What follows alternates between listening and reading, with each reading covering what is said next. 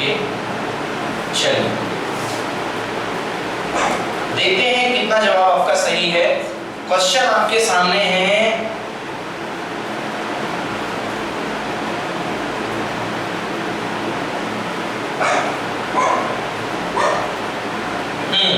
explain the meaning of the statement that electric charge of a body is quantized. Explain the meaning of the statement that electric charge of a body is quantized. कौन बताएगा मुझे electric charge of a body quantized होती है? कोई meaning बता सकता है clear way में? बोलिए। on any of the surface the charge is surface तो नहीं आएगा यहाँ पर, आ सकता है मगर कहना ज्यादा सही नहीं है। The total charge on a body is equal to the algebraic sum of all the charges residing on the body. No, algebraic sum of all the charges. The total charge on the body is the integral multiple of the fundamental charge. कोई भी body पर जो total charge होगा वो सबसे शुरुआती charge का integral multiple होगा। Okay, 1 piece, 2 piece, 3 piece, 4 piece, n piece, और वो सबसे शुरुआती फंडामेंटल पार्टिकल है charge of electron. Okay, so देखिए meaning of quantization of charge. Electric charge of a body is quantized. This mean only integral charge, only integral number of charge electron can be transferred from one body to another. yes or no? और जब transfer हो सकते हैं तो reside भी तो उतने ही करेंगे, क्योंकि ट्रांसफर होकर के जाके बैठेंगे ना। Charge are not transferred in fraction, 3.5 electron, 5.25 electron, ऐसे चार्ज ट्रांसफर नहीं होते हैं। Okay, hence a body possess total charge only in the integral multiple of the electric charge. Understood? अब हम बात करते हैं दूसरी। Why can one ignore quantization of electric charge when dealing with the macroscopic large scale charges? जब आप बहुत बड़े बड़े चार्ज बॉडीज की बात करते हैं तब आप इस क्वांटाइजेशन ऑफ चार्ज की अवहेलना कर देते हैं। अवहेलना समझते हैं? नकार देते हैं, उसको इग्नोर कर देते हैं। जब आप क्वांटाइजेशन बहुत मैक्रोस्कोपिक लेवल की बात करते हैं तो आप छोटे कंसेप्ट को छोड़ देते हैं। यह आमतौर पर हर जगह पाया जाता है, ठीक है ना? जब आप कोई बहुत बड़े एग्जाम की तैयारी कर रहे होते हैं तो आपकी कोशिश रहती है कि मैं पहले 6 नंबर के क्वेश्चन लगा डालूं, उसके बाद 1 मार्क्स के क्वेश्चन लास्ट में देखेंगे। यार अगर बना तो ठीक है, नहीं तो कोई दिक्कत नहीं है। यस और नो? ऐसे ही जब आप यदि मान लो बड़े माइक्रोस्कोपिक चार्ज की बात कर रहे हो, जैसे मान लो 500 कूलम और उससे भी ज्यादा 50,000, मैं एक एग्जांपल देके चलता हूँ। मान लो 5 कूलम की बात कर रहे हो तो किसी ने कह दिया 2.5 प्लस 2.5, आपको पता है हाँ 2.5 प्लस 2.5 से नहीं आएगा, क्योंकि 2 इलेक्ट्रॉन और आधा इलेक्ट्रॉन कहीं से मिलेगा नहीं। तो अगर मैं 5 इलेक्ट्रॉन की बात करता, 5 कूलम नहीं, 5 इलेक्ट्रॉन चार्ज। ओके, तो यहाँ पे तो छोटे छोटे स्केल पे आपको समझ में आ रहा है, मगर बड़े स्केल पे ये समझ में नहीं आता है, महसूस नहीं होता है। आई बात समझ में ना? इसलिए माइक्रोस्कोपिक लेवल में आप इस नियम को नेग्लेक्ट कर सकते हो, नकार सकते हो। नकार भी नहीं बोलेंगे इसे, नजरअंदाज। क्या बोलेंगे मेनली से? नजरअंदाज कर सकते हैं आप। तो लिखा है इन मैक्रोस्कोपिक और large scale charges the charges used are huge as compare to the magnitude of electric charge. कहां राजा वो, कहां गंगूती, छोटा सा चार्ज इतना सा, और कहां वो इतना बड़ा 1 गीगा जनरेटर के ऊपर जनरेट होने वाला टनों मिलियन ऑफ चार्ज। यस और नो? तो फिर तो hence quantization of electric charge of no use in the microscopic scale। इसलिए माइक्रोस्कोपिक स्केल पे क्वांटाइजेशन ऑफ चार्ज की बात करना ही व्यर्थ है। होता तो है मगर उसकी बात मत करो। therefore it is ignored and it is considered that electric charge is continuous। ठीक है ना? टीम इंडिया ने 450 रन का वनडे में स्कोर खड़ा किया। कोई मूर्ख ही होगा अगर वो पूछने आएगा कि भाई ये बताओ वो 10वें नंबर पे बैटिंग करने वाला जो बॉलर आता उसने कितने बनाए? यस और नो? है ना? क्योंकि आपको पता है कि अगर टीम इंडिया ने इतना बड़ा स्कोर बनाया है तो उसमें रोहित शर्मा की सेंचुरी लगी रही होगी, या 1-2 बल्लेबाज के शुरू के अच्छे ठुकाई लगाए होंगे, तभी इतना बड़ा स्कोर। तो यहाँ पे बात करना व्यर्थ है। आई बात समझ में? चलिए नेक्स्ट क्वेश्चन। तो ये क्वेश्चन लिखिए, मेरी तरफ से आप लिखिए आप घर से क्या आएंगे क्वेश्चन लिखिए आंसर्स के। why can one ignore quantization of electric charge? Why can one ignore quantization of electric charge when dealing with microscopic level?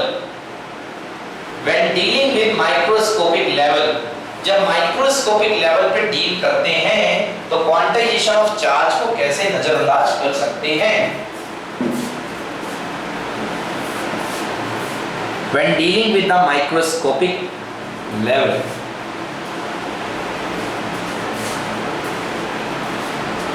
okay, done. Next, question number 1.5 NCERT. When a glass rod is rubbed with a silk cloth, charge appear on both. हाँ ठीक है, किसी से जाएगा किसी में आएगा। Silk rod को अगर आप ग्लास से रगड़ेंगे तो ग्लास की रॉड पॉजिटिवली हो जाएगी, सिल्क का कपड़ा नेगेटिवली चार्ज हो जाएगा। मतलब ग्लास के इलेक्ट्रॉन सिल्क में भर गए तो ग्लास हो गया पॉजिटिवली चार्ज, सिल्क हो गया negatively charge. A similar phenomenon is observed with many other pair of bodies. ऐसा और सारी बॉडीज के साथ देखा जाता है। Explain how this observation consistent with the law of conservation of charge. मैंने बताया था कि जितने चार्ज इधर से उधर जाते हैं वो इक्वल होते हैं और टोटल सम जो होता है वो कांस्टेंट रहता है। मन बार-बार कहेगा टोटल सम जीरो रहता है, याद रखना जीरो नहीं, जीरो भी एक कांस्टेंट है, तो जीरोस की एक कैटेगरी है।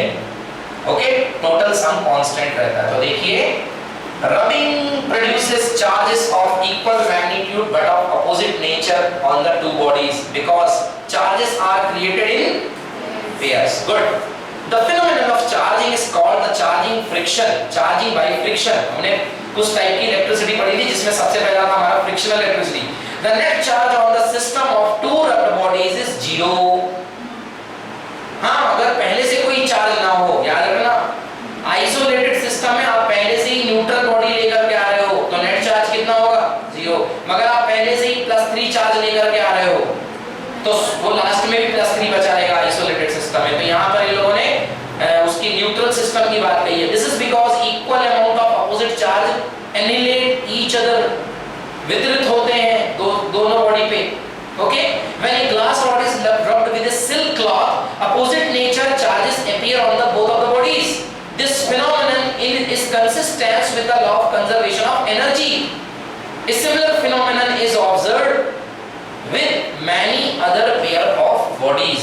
Okay, तो यहाँ पे ये other pair में भी ऐसी phenomenon देखने को मिलती है। मगर यहाँ पे मुझे थोड़ा लग रहा है कि conservation of energy की जगह ले लेंगे conservation of charge। Okay, mistake कर दी है मैंने, यहाँ पे लिख लीजिए कंजर्वेशन ऑफ चार्ज। क्लियर ना? ये क्वेश्चन भी क्लियर हो गया। लास्ट क्वेश्चन लिखेंगे homework. 4 point charge QA 2 microcoulomb, QA 2 microcoulomb, QB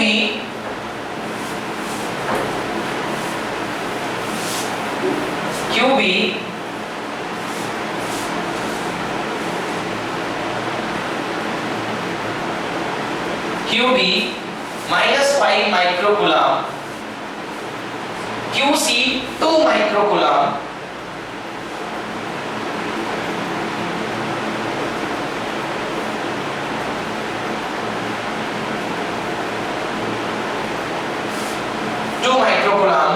and QD -5 microcoulomb. Okay, चार चार्जेस हैं are located at the corners of a square ABCD of side 10 cm, 10 cm, 10 cm, 10 cm। क्योंकि सब बच्चों को पता है कि स्क्वायर की साइड क्या होती है? इक्वल। यस और नो? तो यहाँ पे ये चार्ज रखे हुए हैं। QA का नाम कितना है? 2 माइक्रोकूलम। ये कितना है? -5 माइक्रोकूलम। ये कितना है? +2 माइक्रोकूलम। और ये कितना है? ये है -5 माइक्रोकूलम। क्या कह रहा है? What is the force on charge 1 microcoulomb placed at the centre of square? Centre of square कहाँ होता है? जहां उसके दोनों डायगोनल भिड़ते हैं। ये दोनों डायगोनल जहां पे एक दूसरे को कट करेंगे वो है इसका सेंटर ऑफ स्क्वायर और ये है यहाँ पे 1 माइक्रोकूलम। Okay, 1 microcoulomb. कूलम। आइए देखते हैं, यहाँ पे 1 माइक्रो कूलम मैंने कर दिया है, बताइए इस पर कितना फोर्स लगेगा। चलिए अब आपको पता है कि ये डिस्टेंस ये डिस्टेंस ये डिस्टेंस ये डिस्टेंस इक्वल होती है, क्योंकि डायगोनल भी इक्वल होते हैं और डायगोनल एक दूसरे को मिड पॉइंट पे काटते हैं बराबर, मतलब ये डायगोनल ये डायगोनल ये डायगोनल ये डायगोनल चारों क्या हो गए इक्वल। यस और नो? इन डिस्टेंस को आप r मान लो, r r r r, हालांकि इनका कोई लेना देना नहीं है मेरे ख्याल से। आइए देखते हैं, एनालिसिस करते हैं। भाई 2 माइक्रो कूलम तुम तो पॉजिटिव हो, हाँ कहां धक्का लगाओगे उस चार्ज को? बोले ऊपर की ओर। बोले क्यों? वो +1 है, +1 +2 क्या करेगा? रिपेल, भाग जा आगे की ओर। ये इसने इसको धक्का लगाया आगे की ओर, इसको मैं ले लूं FA। यस और नो? 2 माइक्रो कूलम, अरे यहां भी 2 माइक्रो कूलम, कहां धक्का लगाएगा? पीछे की ओर। या ये भी कितना लगाएगा? FC। यस और नो? और ले लेकर के FA का मैग्नीट्यूड और FC का मैग्नीट्यूड क्या है? इक्वल, और दोनों ऑपोजिट डायरेक्शन में है, लड़ भिड़ गए। टोटल रिजल्टेंट कितना हो गया? 0। तो इन कॉर्नर की वजह से कितना हो गया? 0। अब देखिए ये है -5, ये बोलेगा आजा मेरे पास, है ना? और ये भी -5, ये बोलेगा आजा मेरे पास। दोनों ने इक्वल अपोजिट लगा दिया, ये भी कितना? 0। तो नेट फोर्स कितना हो गया? 0। कितना आ गया? 0। तो इस पॉइंट पर एक्ट करने वाला नेट रिजल्टेंट फोर्स कितना होगा? 0। आ गया समझ में? तो ये देखिए, ये रहा क्वेश्चन, ठीक है?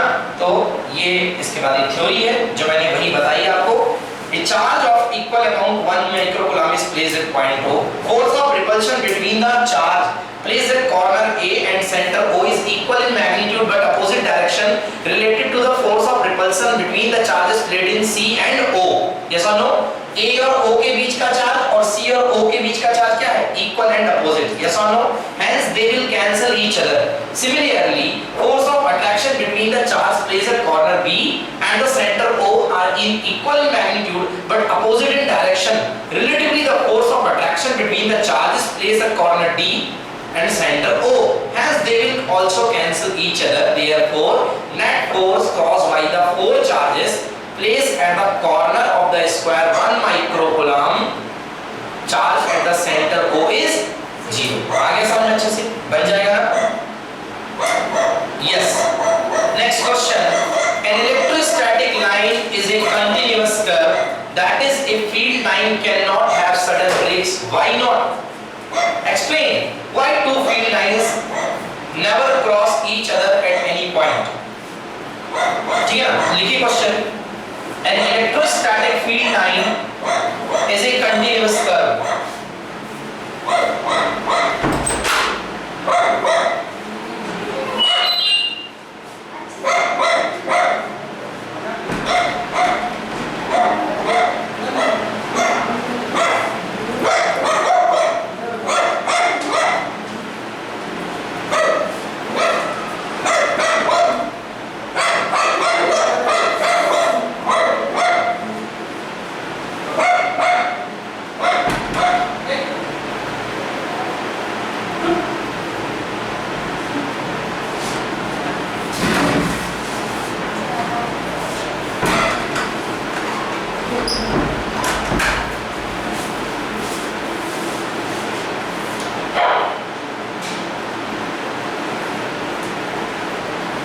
Okay.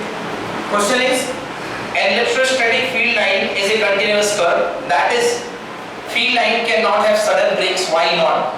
एक इलेक्ट्रोस्टैटिक फील्ड लाइन आपने देखी वो ऐसी होती है। इस पे सडन ब्रेक यहाँ पे क्यों नहीं है कि ये जो लाइन है एकदम से सडन ब्रेक हो जाए, यहाँ पे इस लाइन में सडन ब्रेक क्यों नहीं है?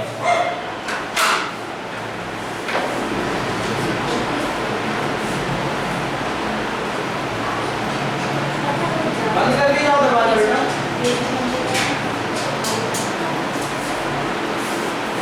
तो देखिए क्या है, इलेक्ट्रोस्टैटिक फील्ड लाइन में सडन ब्रेक क्यों नहीं है ये आपको बताना है। सडन ब्रेक का मतलब जैसे यहां से यहां ब्रेक हो गया, मतलब इस पॉइंट पर फोर्स ही नहीं लगा। ओके, इस पॉइंट पर फोर्स ही नहीं लगा या बहुत जोर से उछाल आ गया, मतलब फोर्स एकदम से चेंज हो गया, ऐसा कभी होता नहीं है। An electrostatic field line is a continuous curve because a charge experiences a continuous force when traced in an electrostatic field.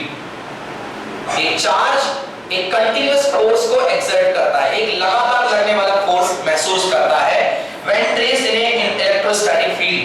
The field line cannot have sudden break because the charge moves continuously and does not jump from one point to the other. और वो charge एकदम से jump नहीं करता है कि sudden break हो जाए। ओके, आया समझ ना, इसलिए ऐसा होता है। इफ तो ये पॉइंट क्लियर हो गया। Okay, one point two the दूसरा क्वेश्चन तो हम जानते ही हैं कि दो फील्ड लाइन एक दूसरे को इंटरसेक्ट क्यों नहीं करेंगी, क्योंकि अगर करेंगी तो इंटरसेक्टिंग पॉइंट पर दो चीजें मिलेंगी, दो पॉइंट मिलेंगे, दो फील्ड मिलेंगी और वो पॉसिबल नहीं है। Okay, clear? लिखिए लास्ट क्वेश्चन, इसके बाद आप जा सकते हैं। ठीक है, 2 point charge, it is strictly homework for you, remember इसको करके ही लाना है। Okay, 2 point charges QA equals to 3 microcoulomb and QB equals to minus 3 microcoulomb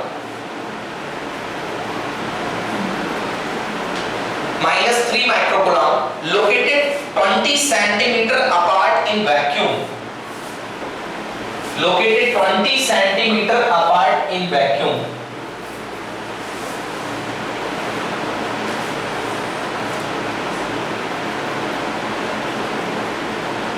Okay, 20 centimeter apart in vacuum.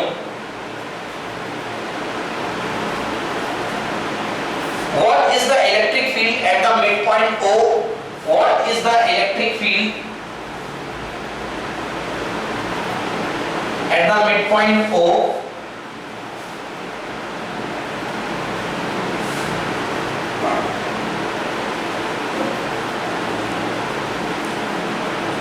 Midpoint O of the line AB joining the two charges, of the line AB joining the two charges। बच्चों इसके mid point पर